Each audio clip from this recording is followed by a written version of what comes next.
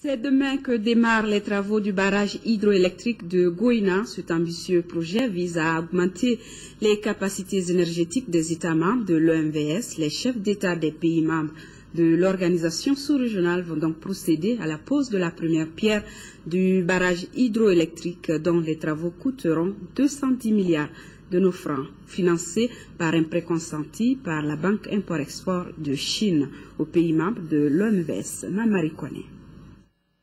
Situé à environ 80 km en amont de la ville de Caille, le barrage de Goïna devra donner un nouveau souffle dans la production d'électricité. Sa réalisation intervient à un moment où le secteur de l'énergie des pays membres de l'OMVS est de plus en plus dépendant des importations d'hydrocarbures. L'ouvrage qui va être réalisé est le fruit donc d'une coopération entre les États membres de l'OMVS et la République populaire de Chine.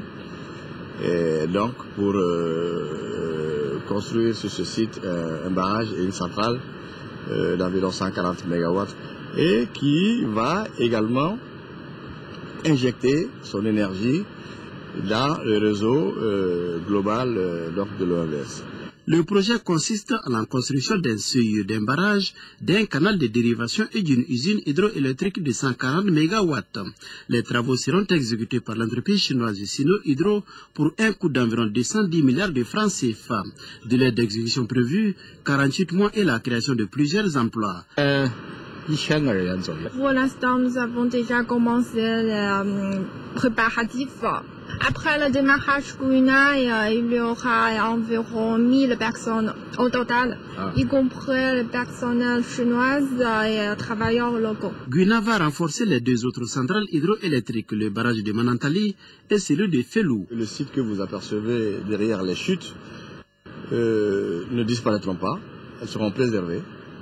Et la centrale et le barrage qui vont être construits vont l'être de ce côté-là et la centrale va être beaucoup plus bas. Au niveau de la région des Cailles, toutes les dispositions semblent être prises pour réserver un accueil chaleureux aux différents chefs d'État. Depuis que nous avons appris l'événement, donc nous avons mobilisé la commission régionale d'organisation des fêtes et réceptions et cette commission est à pied d'œuvre. Donc il y a différentes sous-commissions au niveau de cette commission-là. Chaque sous-commission est chargée d'une activité bien précise. Et actuellement, c'est la commission assainissement qui va être la plus sollicitée. Nous avons la chance d'accueillir 4 chefs d'État, dont le nôtre. Donc j'en appelle donc à tous à se mobiliser, à déjà assainir devant chez eux et à sortir massivement le jour J pour qu'on réserve un accueil mémorable à nos hôtes marques.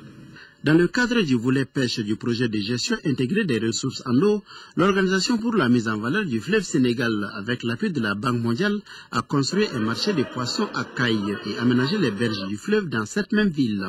Il est également prévu la construction d'une chambre froide et l'équipement des bureaux. Ce que nous a donné, ça c'est l'infrastructure, le marché de poissons, les pirogues, les filets. L'infrastructure aussi comprend 11 magasins. Mais ces magasins-là, il y a 2 bureaux. Créé le 11 mars 1972 à Nouakchott, en Mauritanie, l'Organisation pour la mise en valeur du fleuve Sénégal regroupe actuellement 4 États qui sont la Guinée, le Mali, la Mauritanie et le Sénégal.